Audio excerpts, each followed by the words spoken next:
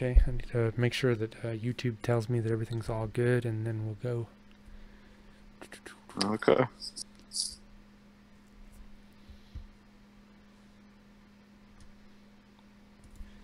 Okay, I need to make sure that YouTube tells me that everything's all good, and then we'll go. Okay. Alright, everything looks good. Hello everyone, this is Trey, and I'm here with Chris. I met Chris on my Last Jedi review. He just posted a random comment down below, and I had an idea to just have a podcast with someone I've never met before who disagrees with me about the film, and I think that's the most fair way to discuss a movie this divisive. Chris, I'll let you introduce yourself and tell people whatever you'd like to about yourself, and then we can get started. Okay. Can you hear me? Yep, I can hear you. Okay. Hi, it's Chris. I love the movie, and I'm looking at the title here, Podcast with the Stranger. It almost sounds like a horror movie. Yeah, I'm here. I actually wanted to discuss it. I've been discussing with my friends who coincidentally all hated the movie. But it's the same kind of discussions I had with them, and I think I kind of made them look at it a different way. I know some people listening probably find that hard to believe right now, but it's worth a chance. Hear me out. Yep. So, I think the way we're going to do this, we'll have like, I mean, you can go first, and then we'll kind of discuss why we feel the way we do about the film, and then maybe we can break it down a little bit more after that. So if you want to go ahead and kind of give your thoughts on the film, and then I'll follow up and give mine. Yeah, I loved it. I loved it. I'm not gonna be like the old cliche. It's the best since Empire. I don't even know how to rank the Star Wars movies. I wouldn't even say Empire is my favorite. I started to say that, and then I say I love Return of the Jedi just as much sometimes. But I don't know. I love the movie. It felt like Star Wars to me. I like that it was different. That's one of the things I love. I mean, if we went down the same path here as Luke training Rey, and then Rey going to face Kylo Ren in front of Snoke, it's kind of the same old story, which maybe they're trying to do. Maybe this movie kind of felt like a rehash of Empire a little, but it was different in a lot of ways, a lot more than it was similar. Some people say it was like Return of the Jedi, but there's nothing wrong with that. Like I said, they're my two favorite, Empire, Jedi. So it felt like Star Wars, and I like that it was different in other ways too. I like Luke on Octo. I like the blue milk and all. You know, a lot of people thought that was silly, but Star Wars when I was a kid. That I'm 43 years old. I mean, when I was 6, 7 years old, and everybody's watching Star Wars, that's what made it fun. It was different. It was like nothing we've ever seen. It was weird. It was crazy. It was fun, and why not? You know, a lot with Luke. I look at Luke the same way. You know, it's hard. I think a lot of us want to see Luke flipping around like he did in the original trilogy and doing things like that. So, I had a lot of expectations of seeing Luke fighting in this movie, but, if we want to see that Luke, we always have him when he was younger. He faced the Emperor. He brought his father back. He did all that. And this show movie there's not always a happy ending. And I think even Lucas didn't want a happy ending. I think that's why he lost some friends in the original trilogy. The producer, Kurtz, I think it's Gary Kurtz, and a few other people disagreed with a lot of his decisions going into Jedi. I think he didn't want a happy ending for Luke. I think he wanted Luke to kind of, he brought his father back, but Han was supposed to originally die, and he changed his mind on that.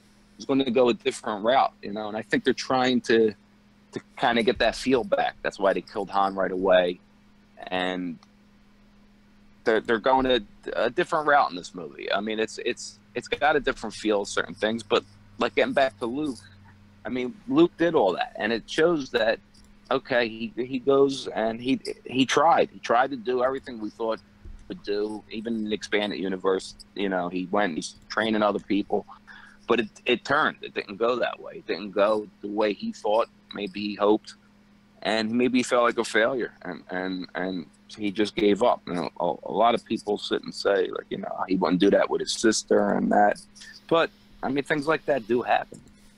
It's not always the happy, perfect story. As far as the Snoke thing, you know, further into the movie, other things people didn't like. I don't think Snoke. I think there's a strong chance that Snoke isn't really dead. I think that was maybe just something that Ryan got permission to do, but on the promise that, you know, it's going to be resolved in episode 9. Maybe he took part in that. Those discussions, I think there's a lot more discussions about this trilogy. I don't think it's just cut and dry that Rian Johnson has permission to kill off a main character and that's the end of them, you know, and to leave everybody in Disney, Kathleen Kennedy, to have to figure out what they're going to do in episode 9. I don't see that. But I think that's maybe why they showed Luke the Force projection, which is another thing I liked about the movie. You know, I liked Luke. I liked him doing that. I think there's a reason for that. I look at Luke like Yoda in Empire Strikes Back. You know, Yoda didn't leave with Luke to go face the Emperor and Vader. It's the same thing, not the same exact thing, but, you know, Luke's kind of conflicted at that point.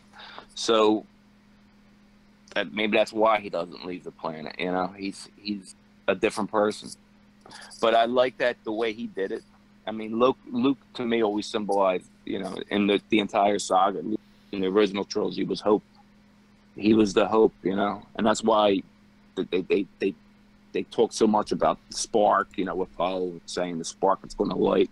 I think Luke failed for a long time, but at the end he redeemed himself. I mean, he brought hope back. Now, if Luke goes there physically at the end, you know, I think, and dies in front of everybody, but they blast him with all those shots. I think that's why they showed that. Then everybody gives up hope. But going there as a projection, which is it was controversial. How could he do that? How to kill him? But I think going there and making fools out of them kind of gave them the hope, you know. But I liked it. I liked it that he used, you know, I liked how he went there. I'm a little disappointed. I am at that we didn't see a saber fight with Luke at the end, something more physical. But overall, I liked the movie. I liked the different feeling. I loved the scene with the guards. It was different, but it still felt like Star Wars. It's kind of, I think they're kind of weaning us into, you know, the next direction, the next step. It's not always going to be a master who turns on, or an apprentice who turns on his master, or it's not always going to be that same story. And I think they're getting us ready for that. But the Canto Bight scene, you know, that's the only scene in the movie that I really felt was unnecessary. I thought the rest of the movie flowed perfect, you know, not perfect, but I thought everything flowed. I thought a lot of the action scenes, I didn't mind I liked the humor. I didn't think they went overboard. I didn't think it was slapstick. I mean, I found it genuinely funny, the parts, but I mean, maybe the beginning with Poe would hold the line, you know, that felt a little out of place, but it was funny the way they used it. But overall, I love the movie. I like the way it's headed, and a big part of it is I think we're going into episode 9. I like not knowing what's going to happen, because I think it keeps us in, you know, the element of surprise is always good, and I don't think a lot of the things that we saw in this movie are in stone yet. Even on Rey, I didn't even touch on Rey. I mean, I like the way her story's going, you know. I liked her in Force Awakens. I like her in this. I don't believe that Kylo Ren, you know, I don't believe when he says her parents are nobodies. I think he was just using that to get her. I think that's open still. So there are a lot of things I hear people complain about the movie. So, but there are things I think that we will get an answer to in episode 9. I don't want to interrupt you. Are you done? Yeah, I'm Yeah, rambling. yeah. There, No, but no, no, it's okay. I didn't want to interrupt you if you weren't done. For those that are watching, can you let me know in chat if the video is buffering for you or if everything's all good? I had to adjust some things on the fly. I'm having some poor connection problems. Also, someone's asking me for a link to the podcast. I'm going to go ahead and give it to them. Okay, I sent the link out. So I guess it's my turn. So I already did a review for the movie, which was more of a rant than a review. But I mean, obviously, I'm going to think this because it's my thoughts. But I think I gave some solid logical points as to why I don't care for the movie at all, and that's an understatement. I kind of hate the movie. My biggest problem with it is the way that they treated Luke Skywalker. And to me, it says a lot when Mark Hamill himself even had problems with it. I'm sure, I mean, after the fact, he came back and said, I was wrong, blah, blah, blah, blah, blah. But I mean, come on. Can you really trust when he says, oh, what I said before, I didn't really mean? It's Disney marketing. They're not going to let Luke Skywalker, Mark Hamill, say bad things about the film. They're just not going to let that happen. So, I mean, who knows? Maybe he did come around. I kind of don't think that he did. Especially going by that video that's kind of going around where you see Mark Hamill just kind of stunned, and then he looks over at Rian Johnson looking kind of pissed. I mean, I don't know, to me that says a lot, and it's kind of how I felt as well. My biggest problem with the movie is how the character of Luke Skywalker was treated. We have a coward hermit who refuses to go help his sister after, he went and saved them before in Empire. He left in the middle of his training to go save his sister. Here, he just won't even help her. Like, he hasn't seen her in years. He refuses to go help her. She needs his help. She requested him. And something I didn't touch on in my review, why would you leave a map with R2 if you never intended on leaving? Why would you leave a way to get back to you if you never intended on leaving that place? I mean, it's just, the movie seems riddled with plot holes, and it's almost as if Rian Johnson from the outset looked at the script of The Force Awakens and decided, I'm going to upend almost everything, and I'm going to flush everything that you've set up down the toilet. Knights of Ren, I'm not even going to mention them. Maybe they're the guys in the throne room, maybe not. I don't know. Her parents, I'm just going to make that a throwaway line. Again, he might be lying to her. I think it's 50-50 on that as to whether or not Kylo Ren is lying to her. But I mean, with the whole style that Rian Johnson had going in of, I'm going to subvert every expectation, I wouldn't be surprised if he's like, see, you expected it to be the truth because in Empire, Vader said he was Luke's father and that was true. Well, this time Kylo's lying and it's not true.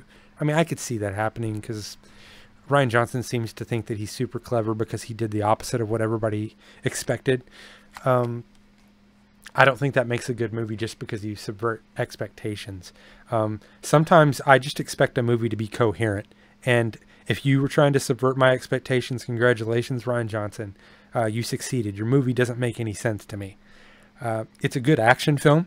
If you throw the whole Star Wars thing out of it, it's a great sci-fi film if you ignore the fact that it's in Star Wars. And it's the best looking Star Wars film that we've ever seen. It looks incredible. Great. Fantastic looking film. But I mean, I just, there's so many problems. Like what, and one that I didn't touch on in my review. If you could use light speed as a weapon, why have they not been doing that the whole time? Why not just run one of the largest ships that the rebels had straight through both of the Death Stars and blow them up that way? This is a problem. Yeah. This is a real problem. Yeah. Why would you like make that suddenly a thing to do if you could have already, if you can just light speed through things and blow stuff up, then why not just do it to the Death Star? I mean, I don't get it. Why would you do that? Also, since when did Star Wars ships have fuel? since when could you not just light speed jump ahead of the rebels, or the rebellion as they call it in this movie? Why couldn't you just light speed ahead of them and wait for them to come to you? Why do you got to like poke behind them like you're limited by space or something? Like I don't get it. Well, that's one of the things. Like I said, wasn't a this. I'm not going to sit here and say this was a flawless movie. No Star Wars movie is or ever has been. But yeah, no, they're definite. Or why didn't they send any TIE fighters out? Yeah, to just blow them away. I haven't even thought of that. That's a great point. Why aren't the TIE fighters on them? But I kind of didn't do my kind of like what you said earlier about people kind of just research what they want to hear favorably, but like something's just telling me like, did they address that? I mean, in the movie, was it something I missed? Even though I did see the movie 4 times. And I'll tell you what, second time was a lot better. That's always the case with these movies. It's in the first movie, you're just going in your mind thinking, what the hell am I going to expect? And this is the way it should be. Mm-hmm. And, and then the second time you kind of, okay, now I'm going to look around and pay attention a little more, and you're kind of more relaxed. But I never saw any explanation for why the TIE fighters wouldn't. I mean, the only thing close to that was when Huck said that the only comments I heard was, I don't even know who said it to Hux, was that they're moving fast. But Kylo Ren and them caught right up to them and pulled back, didn't they? I mean, yeah. In fact, so that brings even more credence to what you said about the TIE fighters. They were so effective that they essentially killed Akbar. So why can't you just do that to the rest of them? Yeah, and yeah, that's and the Canto Bite scene are the 2 scenes that, to me, that I didn't like about the film. If you don't have to get into the thing. My question to you, just like the things that I don't like about the film, what are the things like that'll be your small conversations that you actually did like about the film? Yeah, things I did like about the film. I did not touch on this in my review. Right. I did not, yeah, I didn't touch on this at all in my review. Things that I like. I like that he pulled back and did not kill his mother. I like that. I think that's a wasted opportunity as well. The way the movie was going, I was like, he's going to turn to the good and she's going to go to the dark side. That's what's going to happen. But it's not what happened. For all of its subverting expectations, it really failed on that one. The whole, I'm going to be the ultimate bad guy now. Join me, Rey. I would have loved to have seen Rey succumb to Snoke and Kylo just have enough and decide, no, I'm not going to do this. I would have loved to have seen that. That would have been nice. But things I liked about the film, I liked that he didn't kill his mother. That showed that he was still having problems with the fact that he killed his dad, and he didn't want to do that again. He didn't want to repeat that. He's obviously feeling remorse. I liked that. What else did I like? I've really got to dig here. I know I like the visuals in general, except for Canto Bright. I don't know. Not only was that whole scene weird, it looked awful to me. But yeah, it stuck out. The kids stuck out. I was surprised to even see little kids in it again from all the backlash with the prequels. Mm-hmm. And it automatically went to that. Like when I seen the kids acting, I said, it just felt weird. It just felt it felt out of the movie, Yeah. It didn't feel, and I guess they did that for the ending. That's why they introduced those kids.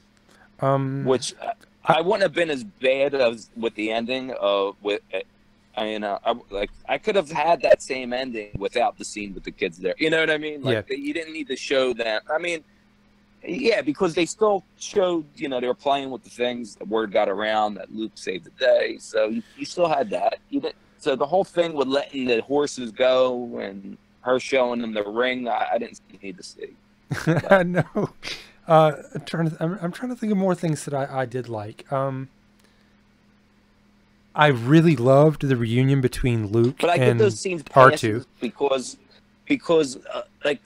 if I get into that, I could go on to the prequels, you know. And the only ones I really don't complain about is the original trilogy, and that's probably because I was a kid. Like even the Ewoks. Like I remember, I was 9 years old. My father took me to see Return of the Jedi. I didn't mind the Ewoks at all. The only part that I was upset that day was the older kids in my neighborhood told me right before I went to the movie, the end of the movie. They killed it for me. Yeah, I was 9 years old. I was getting ready to go. The mistake I made was said, "Yeah, I'm going to see Return of the Jedi." They said, "Oh, Luke saves his father at the end. He becomes good. Everything." I said, "Oh, thanks." Well, you'd be surprised to know, as a 31-year-old, I'm basically a millennial. Like I'm almost too old to be a millennial, but I am a millennial. I actually managed to see Star Wars for the first time in 1997 with no clue that Vader was Luke's father. So wow, I still got that experience. That's great. So I'm privileged for that. Yeah, especially now, you know. And it shocked me. 97 was a little different. It shocked me as a kid. I was like, "What? No, really?" But honestly, people say that people hated Empire when it came out. I don't understand that because as a kid, I loved Empire. I loved that it ended so dark. And it made you want to see the next one. Maybe it's just because they didn't have that next movie just sitting there to immediately resolve the questions that I did. But as a kid sitting there with all 3 movies available to me immediately, I could watch Empire. I love that one of the final scene in Empire where he's standing out there on that ship and they're looking out on that galaxy, and it's an amazing shot. And it's so... Oh, yeah. I loved the way that ended as a kid. I still remember that. And then I got to Return of the Jedi and I saw the Ewoks, and dude, I was 11 years old and I was like, "Are you kidding me?" That should have been the warning sign of what the prequels were going to be. Freaking Ewoks. Yeah, as it was getting closer to, as Lucas was getting a little bit old. Yeah. But I think the toy sales, I really do. I think a lot of that kind of, I mean, I was just watching. There's a great documentary on Netflix, "The Toys That Made Us," or something like that. The Toys That it's a 4-part series on Netflix, and it's about G.I. Joe, Star Wars, Barbie, and He-Man. He-Man. But it's a great, it's great, and they get into the Star Wars deal, and they tell you, you know, how much money Lucas was making off of he was making action figures. A killing, man. A killing. So at what point, you know, it's not far-fetched that he's sitting in a room somewhere and he's like, "Okay, do I kill this guy or do I this? But then I can't produce all these figures, you know?" So, yeah, he had to have been. Ewoks were purely for marketing to kids. No question. Yeah. But, you know, and like let's get back to, like, this movie, going back to Last Jedi, you know, some of the things that are unexplainable, like the TIE fighter's not going out, which I'm sure they're going to come up with some. Those are nitpicks. Those are nitpicks. They're not reasons to hate a movie. Right. So I could go back to the prequels, and there were a lot more feelings. I had a lot more feelings. All right, let's go back to Phantom Menace, you know. So 16 years after seeing Jedi, you know, theaters as a kid, and you go in with such high expectations, and there are legitimate parts, you know. Going years later, with the red letter media, what's it, Plinkett, whatever his name is, you know, he analyzes it, nitpicks at every little thing, and it can convince you, you know, and it convinces you to hate and rethink something that, okay, it wasn't what I expected, but I enjoyed parts of it. I mean, there's still epic parts in the prequels that I love, but there are parts, to me, way more parts in the prequels that were like, what the heck is he doing, you know, than in The Last Jedi. Well, I mean, talking about Phantom Menace, but at the arguably the second worst Star Wars film of all time, because Last Jedi is the worst. Even that movie has the best, no question, hands down, the best lightsaber duel of all Star Wars movies ever. Right. And guess what? Maybe it's up there with best soundtrack too. Yeah. Soundtrack in the prequels are great. It really was. None of the Star Wars music since A New Hope has matched Binary Sunset. The music that Williams made when Luke is looking at the two suns on Tatooine. You know the theme, the da, da, da, da, da, Yeah, da. and that's Nothing has come close to how good that is. But I mean, Star Wars is so yeah. I good think music wise. did they play that? That they played that at the when Luke was on at the end, right? Yeah, I think that They went back to that when he was yeah, looking. I think they did some callbacks to that. Yeah, Also, it seems what they're Han and doing with Leia's these theme two is really movies good. is like, oh yeah, That's something that I noticed after I left, is that now while I was watching the film, I didn't hate the film as I was watching it. It was only on the drive home that the rage started to build. But while I was watching it, I was really Right. just watching it with an open mind. And I can't remember any of the score that Williams did. It never stood out to me the whole time. I didn't hear it. I know it was there, but John Williams' score, I never really heard it. You know what I mean? Like, it didn't come into my brain. a new score or Yeah, because the to new me, score for The it's Last Jedi. I never heard it. Yeah. I was paying attention to the film. I never caught attention of like the music never caught my attention. So I don't remember anything about the score. And that kind of saddens me because I'm a huge John Williams fan. Well, it seems to me that in this movie they played Johnson went with a lot more from the original songs. You know, it sounded more of the classic Star Wars. You know, with Leia's theme and the, you know, all at the moment, all the same moments, the same beats. It was the same. You know, where they would play the same songs. He stuck with it sounded like more of the original trilogy than in The Force Awakens. Force Awakens to me, it sounded like kind of Williams was going for like, it's like a mix, you know, of all the songs. Like it'll jump from one to the other. Mm-hmm. And I liked where they were going with that. And I didn't hear as much of that in Last Jedi. Last Jedi, it was a lot of the old songs. Yeah, you know, I really love Ray's theme that John Williams came up with. That dun dun dun dun dun dun dun dun dun dun. That's really nice. Yeah. And I don't understand the people that don't like the score in The Last Jedi. You don't even have to like the film, but the score is not bad. It's good. Is it as good as the rest of Star Wars? No, but it's still good. Right? It's not bad. It's a good score. I mean, it's not like Williams bombed on it. Kylo Ren's theme is really good. Ray's theme is really good. It's familiar, you know. Mm-hmm. But getting back really quickly to the things I did like, I loved Luke's reunion with R2. I liked that a lot. The scene where Luke had a reunion with Chewie, that was really cool because at first you were thinking, it was Ray. Did Ray just like Mary Sue the door? No. Yeah, that's what I thought too. I said, wow. And Chewie just like had enough and ripped the door off. That was nice. That was really cool. I didn't like the way they cut away without even telling him what happened to Han. You go, oh, I guess they told him. I didn't care for that, but I like the reunion with R2. I like the reunion with Chewie. I like the moment where Luke went back in the Falcon, and he was sitting in there reminiscing. I really liked that a lot. What else did I like about this movie? I like seeing. You didn't like the Yoda scene? I didn't really care for that. No. No, I just didn't care for that. Because I don't know a lot about extended universe stuff and a lot of the canon that doesn't pertain to the movies itself. But I do know there's that one comic that they wrote that comes right on the tail end of Return of the Jedi, where it shows Luke going off to look for a couple of force trees. That right there tells you that there are so-called things known as force trees. And the fact that Yoda could just burn one like that, not even talking about the books, the fact that Yoda could just burn one like that, that kind of bothered me. And also, like, since when could Force Ghosts, like, bring lightning out of the sky? I mean, since when could that happen? Like, that's just kind of playing fast and loose with what the Force can and can't do. It's like, oh, well, I'll invent a new Force ability and we'll just...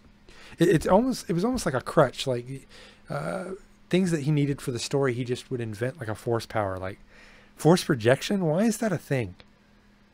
Why is that a thing now? I don't understand why that needed to be a thing. why would you show us the X-Wing submerged in the water if Luke's never going to leave the island?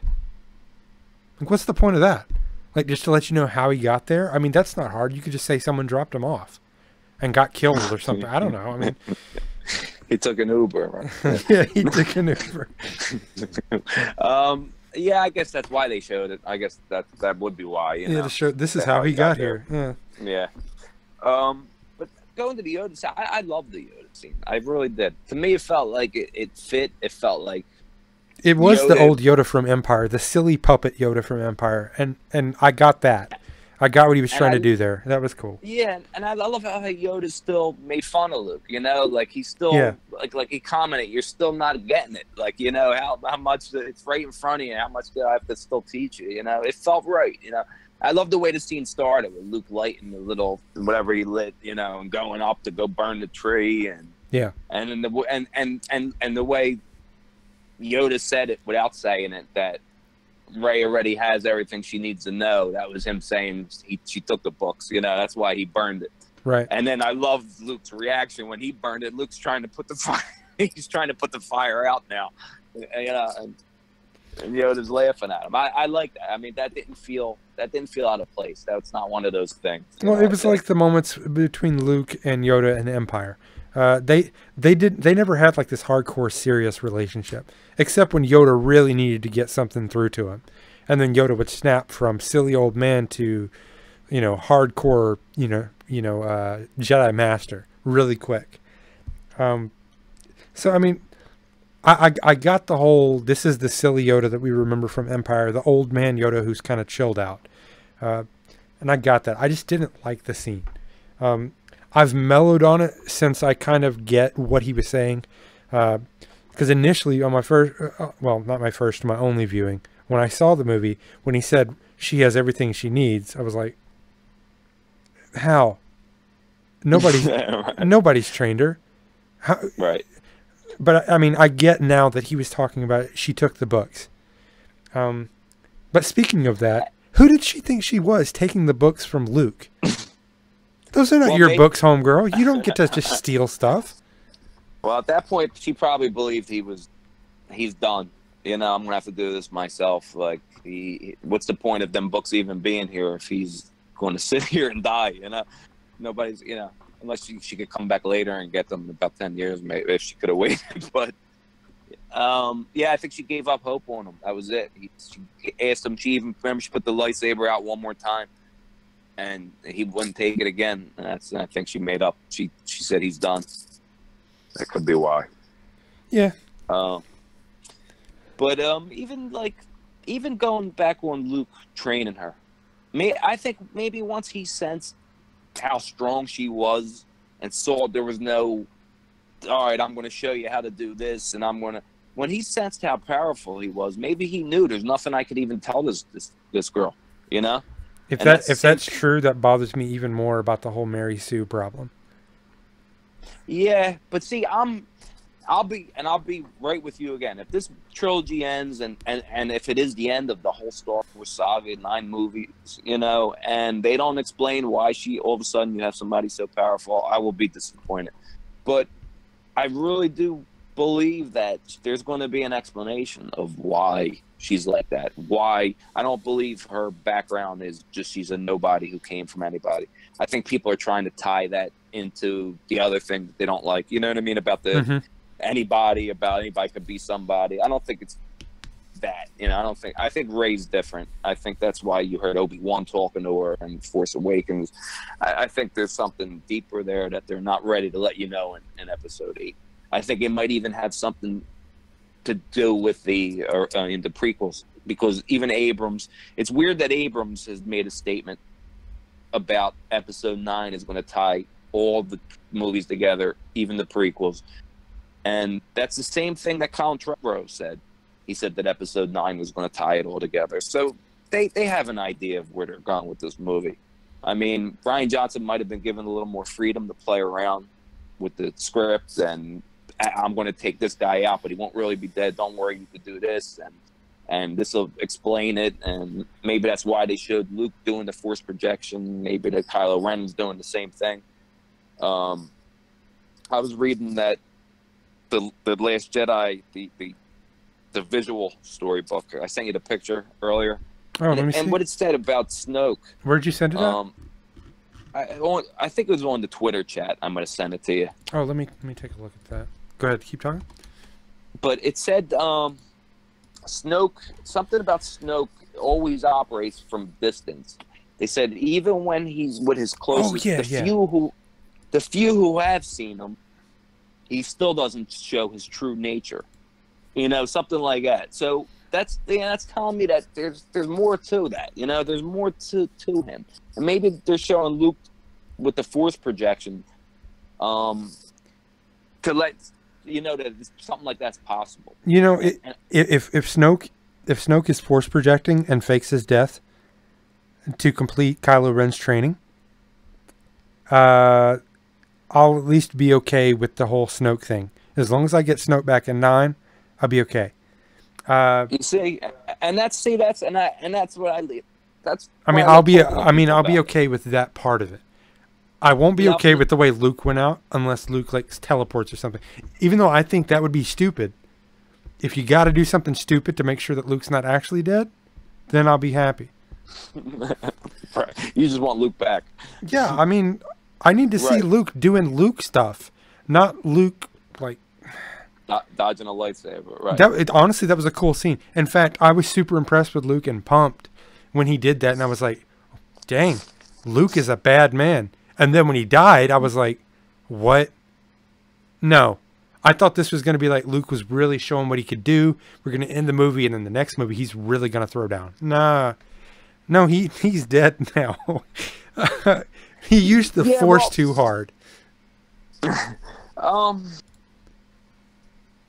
it took a lot out of him, you know. I mean, but he still went out. You know, if it means like that's like I said earlier, Luke to me like always symbolized hope. You know, like I said, if his point was to go there, and he made a mockery of them. You know, like I said, if he goes there in his physical form, and he hasn't swung a lightsaber in who knows how long. I know he's got the Force and everything, but you go there, you're not gonna, like he said in the beginning of the movie. I'm not. What do you want me to do? Just go there and face the whole First Order with a laser sword? You know, they'll kill him in 5 minutes, and that'll be the end of it. So what he did kind of served its purpose, you know, and it was kind of him, you know, still symbolizing hope.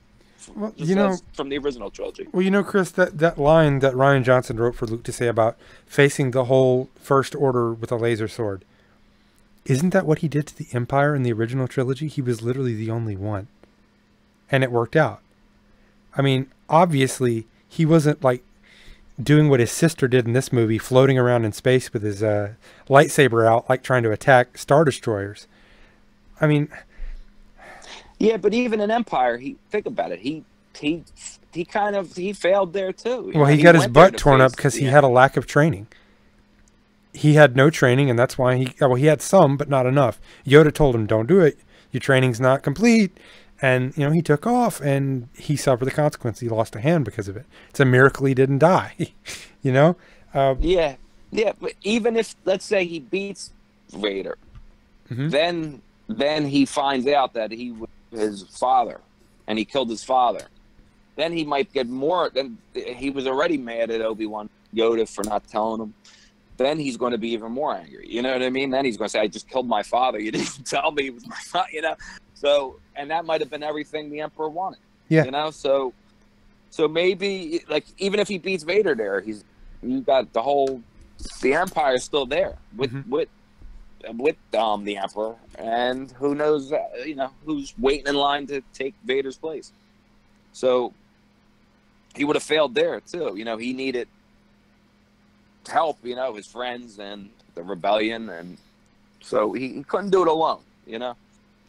Well, and at this point, in Last Jedi, at his age, he's been on the planet for 30 years. He's got no shot. Actually, so I think it's not actually been 30 years. I think it's been like 5 or 6. Because you have to remember, he was training Jedi for a while, or he was training kids. Right. So he had just gotten there about 5 or 6 years earlier. Because I mean, Kylo Ren's not that old, right? So he hasn't been there the whole. Right. He's not been there 30. It's been about 5 or 6. Okay. Um, yeah. Uh, I think he's just broken. You know, I think that's the way they wrote it. But he's you know, when I'm upset, I'm upset. Of course, we all look. I want to see Luke. I thought he was going to come in, and he's going to run around, he's going to fight the Knights of Ren. You know, and I'm a little upset they didn't even mention them. But it's hard. Were they the guys in the throne room? On, you know, were they, I don't think so. You don't think so? No, I don't think they would quietly introduce them. You know, I mean, how great would it have been if in the throne room, Kylo and Rey team up, they don't immediately kill Snoke, and then guess who walks in? The leader of the Knights of Ren, Del Toro's character. How great would that have been? Oh yeah. I mean, there's so many things that you could have done that were not done. I actually would have liked to have seen Rey go to the dark side, and I would have liked to have seen Kylo try to come back and struggle with what he's done. You know what I mean? But as it stands, like I don't think. Yeah, but going into the movie, I think it was open to Rey, but now I'm convinced there's no chance. There's no turning her. She's pure Jedi, you know. And even when Snoke says it about her, and that's why I think there's more to her. I think they're going to tie. My theory is I think they're really going to tie the prequels into it and somehow toy around with that prophecy of bringing balance and chosen one. And she's going to be either some kind of reincarnation, and that's what I thought they were going with when she looked in the mirror when she was looking to see who her parents were, and she saw herself. I was like, oh, there are no parents, you know. And I think they're still going to go somewhere with that. I really do. I mean, what else can you explain about her powers? You know, there has to be some. And she said it when she was in the tree, the first Jedi Temple. She said this place is familiar. That's part of my problem with this movie. There is no explanation for why she's basically Force Jesus. I mean, I defended her character in The Force Awakens. I was like, they're going to explain it in Episode 8. They didn't. I mean, they reinforced that she's just good. Why? I know. But if they explain it in 9, would it make sense? And if it's something that is an explanation that ties everything together, would feel a little different about it? I don't know, because I can tell you, I'm not going to watch 9 until I hear from people that I trust that agree with me on this film. That if they tell me, excuse me, if they tell me that the film is actually good and I should go see it, then I'll go see it. Otherwise, I'm pretty much done with the Star Wars saga. I want to watch I want to see an Obi-Wan movie. I don't really think that Solo's going to be that good, but I think Obi-Wan will. I think, Solo. I think they should have went with Anthony and Gruber. I know it's a little early to say, but I think that he resembled Harrison Ford. I don't know if you're familiar with him. He did a movie where he actually played a younger version of Harrison Ford. I think he started out as like a Harrison Ford Han Solo impersonator, but he's young and he looks exactly like a young Harrison Ford. Well, they should have done it. And they didn't. And they even had a petition online. Like, I don't know how much. It's got up a couple 100,000 signatures for Disney to hire, you know, to pick him, and nothing got out about it. They didn't say if they even interviewed him or not, which is strange because I mean, if you Google him or look him up some of his videos, he's a dead ringer, and he sounds like him too. So this new guy, and now I'm hearing. They're saying that they had to have an acting coach, but you don't know anything until you see the movie. I mean, you know, you had all the things about Rogue One, and I liked Rogue One. Yeah, I liked Rogue One a lot. I don't understand people's complaints with the film. Rogue One was pretty solid for me. You know, you can't go into Rogue One expecting Jedi. That's not what it was about. It was about people who were not Jedi, that were doing what needed to be done to get the plans for the Death Star.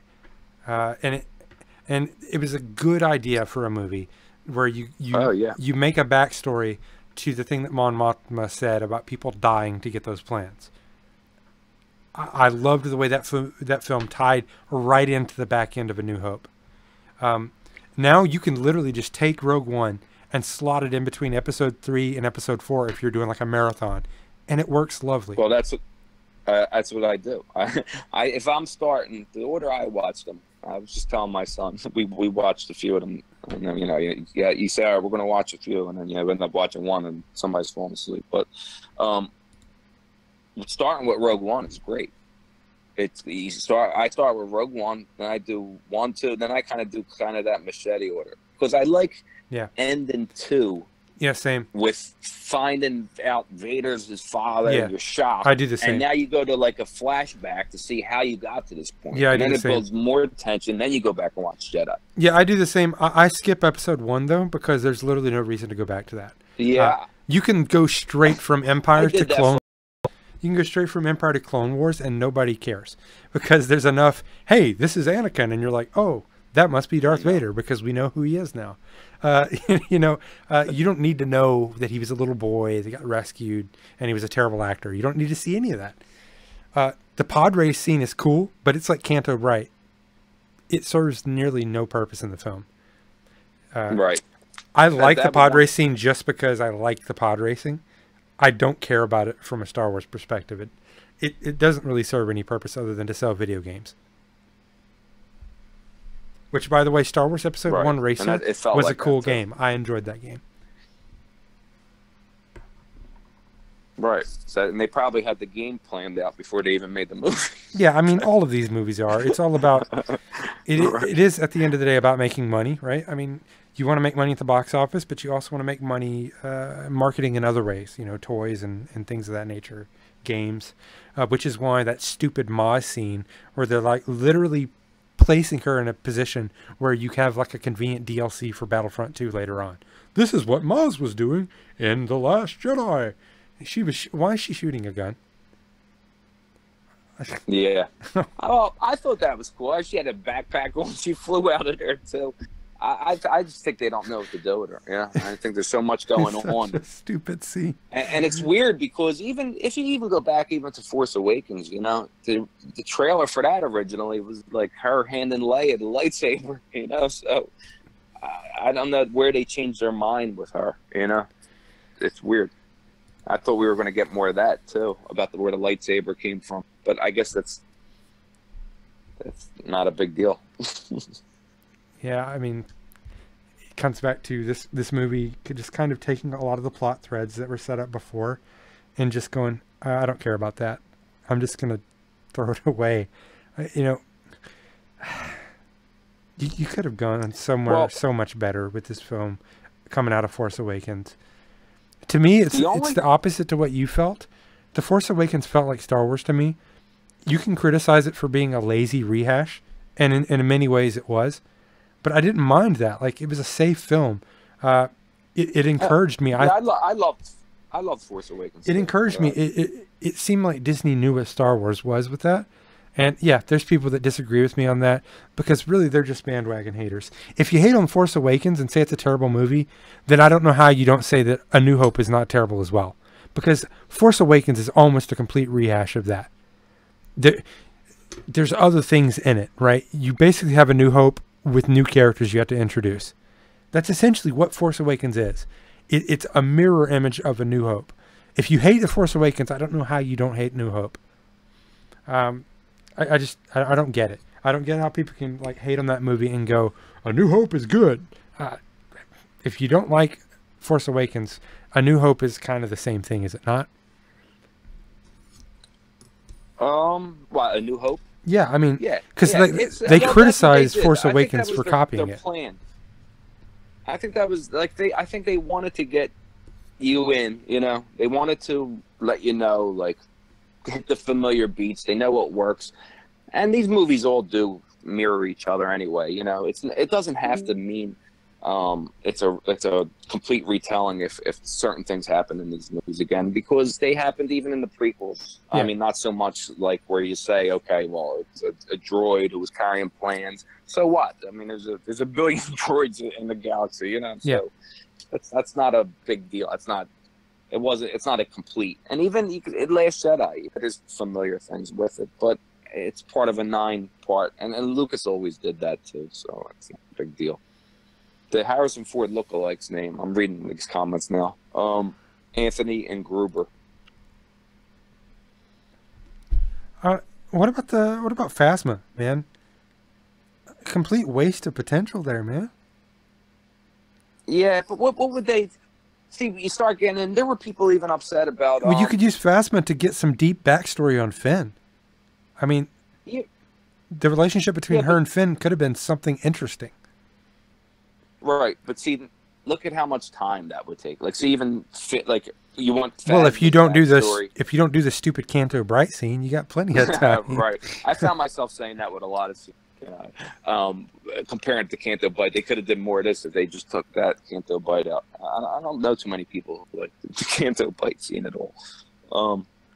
But Phasma, it's hard because if you have to do a whole Phasma story, and then you have to do a whole story about her Finn's backstory, you know, there's not. Well, I mean, you don't have to like too many. You don't have to like go in a deep flashback, but I mean, you could have interesting conversations between the two, right? I mean, have the First Order capture Finn or something. Have her come in and interrogate her. You could do all kinds of interesting things with her. If you got to have Finn off somewhere, which honestly, I don't think he should even have woken up until maybe either later in the film or at least got him up and had him have some problems. You know what I mean? Like, why are you going to slice his back up and then he crawls out of bed and it's all good now? Why? Yeah, I mean, well, I guess you'd have to take into consideration. Yeah, even it was a pretty. Yeah, I mean, they sliced him; he was out. But I guess now, even like with the Kylo Ren's face, I guess they could always sit and say it's technology. You know, they could throw them in one of these tanks and it heals faster than anything we know. Yeah. You know, that's something they can easily say. Well, they can do this. They could even make a comic tie-in that'll explain it now. You know how easy, how fast these things heal people. But yeah, Phasma I love too. Phasma I love from the beginning, and I think they're doing the same thing like with Boba Fett. You know, the less you see, the more you want. You know, and that's what kind of creates these characters that it keeps you wanting to know more. Because now you didn't see anything that much about. I mean, you got some cool scenes with her, at least in this one, more than the last one. But I think now you'll want more. Like I read the 4-part comic book, and it was really good. The bridged what happened to her from Force Awakens to Last Jedi, and I think a lot of people are still going to be interested in her character. I mean, I wanted more out of that character. You know, I don't get like these morons going around. You just didn't like it because it didn't live up to your expectations. No crap. I mean, obviously, people act like that's some kind of reason why my criticisms are incorrect. First of all, an opinion can't be incorrect. An opinion is just an opinion. I mean, I've got mine and you got yours. You can't. Yeah, I can't prove you wrong. Yeah, because I mean, there is no right and wrong about this fiction. I mean, there are things that did and did not happen, but I mean, none of us can say with certainty. You know, why things are the way they are unless it's blatantly pointed out in the movie. So opinions can't necessarily be wrong when it comes to this sort of thing. You can misunderstand a fact. Like, facts are facts, right? But when we're talking about like how I felt about a movie, that's an opinion. I can't be wrong about how I feel. You know what I mean? Right. And so telling me you just didn't like it because it didn't live up to your expectations. Seriously? No, obviously, that's the case. Yeah, it's your. I mean, what are you supposed to? I mean, that's how I judge even the whole saga. Like even the prequels. Like I said, you go into Phantom Menace, you're watching it, and you know it doesn't feel right. You know what I mean? Like you're watching the movie, and certain parts you're like, this isn't right. Like the pod race, the two guys are high fiving each other. Like I said, this isn't Star Wars. You know, this isn't the Star Wars I grew up with. But over time, you know, I think what made why there was such a backlash against the prequels is because at the same time Lucas was playing around redoing the original trilogy, which I'm more disgusted at him with that than I ever will be with anything at the prequels. Like with the New Hope, he's adding rocks to more and more rocks every few years in front of R2D2. Like meaningless things, you know. Even the Han shooting first, like, and I think from him doing that at the same time as the prequel, the backlash of the prequels, I think it was a combination of both that did Lucas in with the fans. But these movies always had their flaws, you know. And like I said, going back to the original trilogy, you know, I watched it when I was a kid, so you kind of watch it with different eyes, you know. I don't have any of those feelings when I watch the three of those movies, you know, except for the Ewoks now.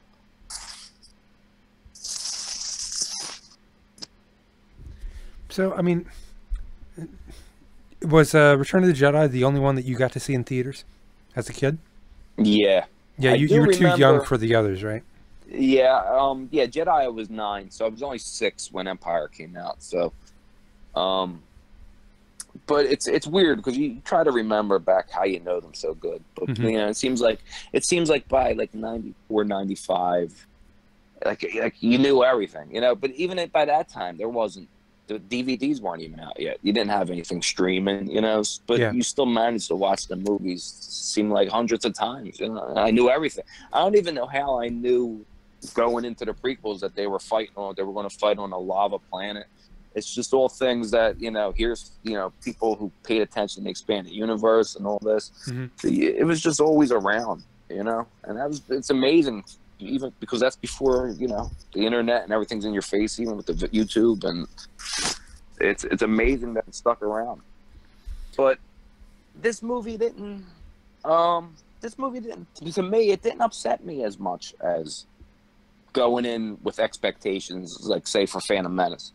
Like, you know, I went into that, like, okay, you know, first in years. But even now, going back, watching it, I don't look at it the same way. I don't look at it with as much hate. And I'm not like, oh, my God. Well, the Phantom Menace, the kid annoys me. The story itself never really bothered me, to be honest with you. Like, the Phantom Menace never bothered me story-wise. Jar Jar annoys the crap out of me. Unless you watch that movie with the assumption that Jar Jar is evil, no joke. If you watch it with that assumption, things get interesting. But, you know, that movie never really irritated me. The whole midi-chlorian thing was kind of stupid, but, I mean, that didn't, like, anger me or anything. Right. I find myself in a weird position now where I always used to roll my eyes at some of the Star Wars community that would lose their crap over stupid things. Like, you know, the Star Wars Special Edition, and they're upset about 3D dinosaur-looking things. What do you care? It's still the same movie. Like, it has special effects now. You're mad that they got rid of some of the hokey-looking models and replaced them with hokey-looking CG. Like, what do you care? I mean, it's not like... you talking about what, like clones? Like the... No, I'm talking about... You remember in 97, Lucas did, like, Star Wars Special Edition, which changed a lot of things. And people lost their crap over that. And it's like... Why are you getting upset? It's small changes. It doesn't change the story at all. Right. Well, those in '97, but the later changes when the Blu-rays came out, that upset me. Like, what changes? Like, what's the change in the Blu-ray that upsets you the most? Vader adding no, when Vader's looking at Luke and deciding if he. That was the whole point of that scene, was that the inner conflict between good and bad, and he's saying out loud no, and it felt like he just added that almost as an excuse, like to tie it to the no and Sith, you know? Yeah. Like, I just felt like I wasn't that, you know, like, especially that part. And another part up there, I know they're little minor things, especially this one, you'll laugh at it. But I think that the song they replaced in Jabba's Palace. Oh, yeah. Oh, that's just stupid. I mean, yeah, that's just, oh my God, that's awful. And the Muppet comes and yells in the middle, in your face, in the screen, like he's breaking the fourth wall, whatever, you know, like what? Yeah, that's terrible. I'll give you that. That's that awful. Almost ruined Jedi for me. Yeah, that's like, awful. I'm almost like watching the bootleg versions of horrible quality just so I can see the original part. Yeah, you know, so I don't have to watch it. Yeah, I'll give you that. That's awful. That came off as basically just like a test to see what ILM could do with animated characters in live action. Yeah, and he's playing with something that he had. Like you had something nearly perfect. Don't play around with You know, it doesn't. Yeah, All that's right, just if you terrible. tweak the special effects, fine. Like the X-wings looked great. You know, I don't mind changing things like that. Yeah. There are some people who don't touch it at all. Now, if you could improve things and take lines out and the squares out and make things look a little better, that's great. Yeah. But things that, you know, like I said, the rocks in front of the part in the New Hope. Yeah, that's incredibly stupid. Like, why is that even? Why did you even do that? Like the Yeah, rocks and in front of but not R2. only Like, did he do why? But he put a boulder. Like he made it impossible that R2 couldn't even get out of there. How did he even get out? So, you know, so I'm like, come on. So at that time, I'm looking at those changes and I'm reading all these things about the prequels, and I'm like, I can't stand this guy. You know, so by the time Disney sold it, I was like, thank God. But you know, then you feel bad after. You know, you're like, at least they should have left him on as consultant. You know, which maybe he is. You know, we don't know everything. You know, I don't know how much Lucas is still involved. You know, I doubt that he's like just not allowed on the set. He's probably he might be there all the time, walking around giving advice. Mm-hmm. We don't know. You know, they might not say it because they're afraid still of the backlash of Lucas and the prequels. I mean, they don't want us to know he has anything to do with it. Well, when it was first announced that Disney had bought Lucasfilm, and I was driving in my car, I was pumped. I was like, oh crap, we're about to see Luke again. We're gonna get some Episode 7. I was so pumped, dude. They announced it right away. Yeah, too, you know? And when the day came, it came out on my birthday, I believe, on the 16th. When I watched that movie, I had high expectations. The movie did not live up to my expectations. It wasn't as good as I wanted it to be, but it was great, and I enjoyed it. And I loved Force Awakens because I was like, this felt like Star Wars to me again. The Force Awakens feels more like Star Wars than the prequels do, for sure. Although Revenge of the Sith, I don't care what anybody says. I don't care that it's a prequel. Revenge of the Sith is a good movie. It is. I'm okay with Revenge of the Sith. I'm not okay with the way Lucas directed Christensen to play Anakin. I don't like the way that character acts in the film. I just don't like the way... I don't think it's the actor's fault. I think it's what Lucas directed him to do. I just don't care for that portrayal of Anakin. But the way that story went in Revenge of the Sith, I liked that movie. I liked the opening of that movie. I liked the opening space battle in Revenge of the Sith. The end of the movie where Obi-Wan is, you know, on top of the hill and Anakin's burning at the bottom, and you got the great John Williams score playing behind all of that. That was epic. It was fantastic. Oh yeah, it was great. Yeah, the prequels overall were epic. I mean, there were epic scenes. They weren't the best movies, and Lucas, they weren't anywhere as good as the original trilogy to make. No, it's hard to say that, but you know, like they weren't as good. You grew up with those movies, so I mean, if I grew up with the prequels, if I was 6 years old seeing those movies, I might feel the same way, you know, about the prequels. You know, I mean, nobody has to agree that you don't have to agree that Revenge of the Sith was good, but I think everyone agrees that Revenge of the Sith was the best of the prequels, whether that means good or bad. It was better than the other two, for sure. It seems like Lucas, he was getting the rust off as the movies were going on, you know, like he was improving things that he was doing the movie before. He knew what wasn't working. He was fine tuning it, and that came off. Yeah, Revenge of the Sith definitely came off as the least cheesy. You know, like it didn't have as many of those parts. Yeah. So it definitely was better than the previous two. Well, but like I said, like someone just wrote a comment and made a good point about the CGI in episodes 4 through 6 was to help match the tech of 1 through 3.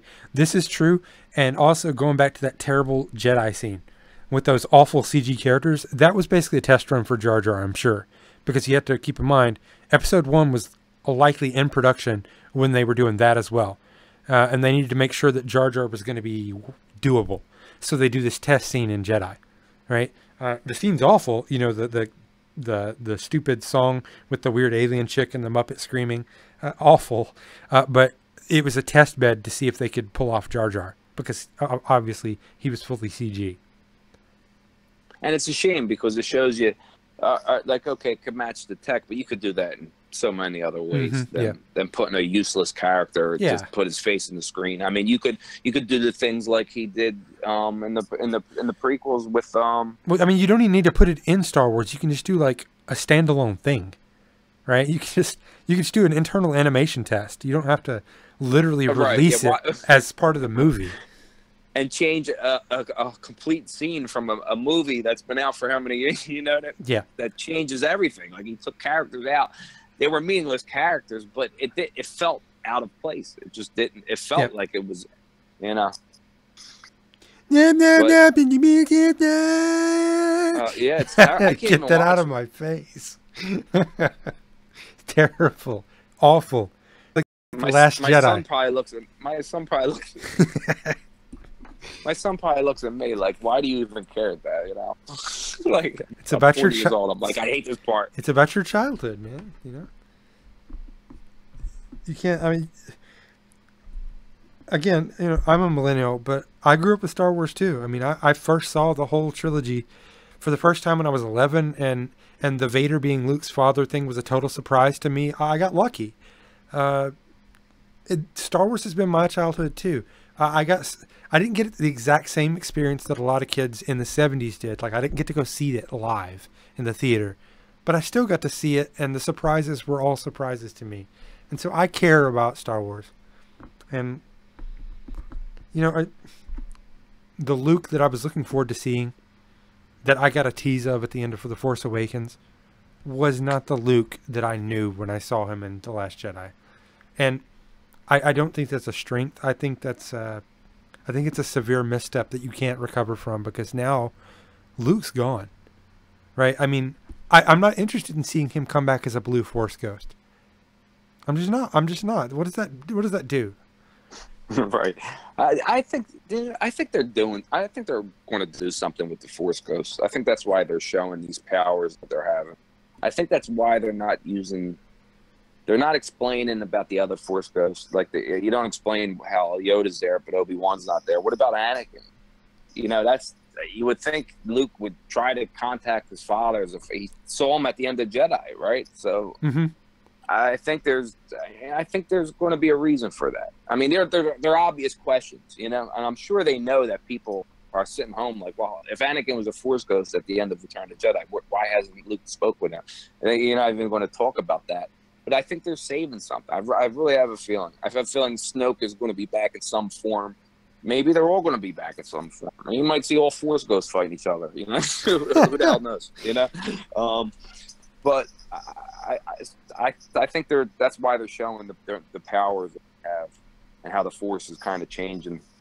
I think they're going to tie it. I do. I have faith that they're going to tie it. Now, if Episode 9 comes out and it doesn't explain Snoke's dead and he's not coming back, I'll be disappointed. If Rey's parents turn out to be nobody, I'll be disappointed. So if everything that The Last Jedi told you turns out to be true, are you going to hate the movie? I'll be disappointed.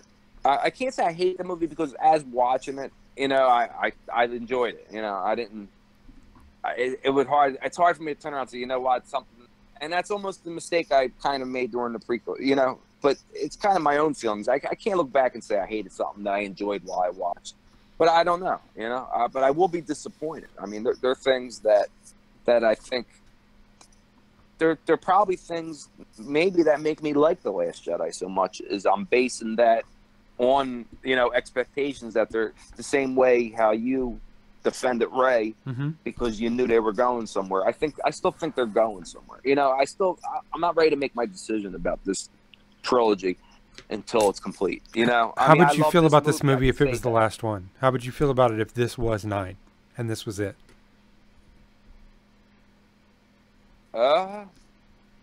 It's hard. It's hard to answer that. I mean, I love the movie still, but it's hard knowing, because I know that there's another movie coming out. You know. Yeah, it's hard to say. It did, tell you what, it did feel like an ending. Then it felt like the end. It did. The kid with the broom at the end, I didn't need to see that.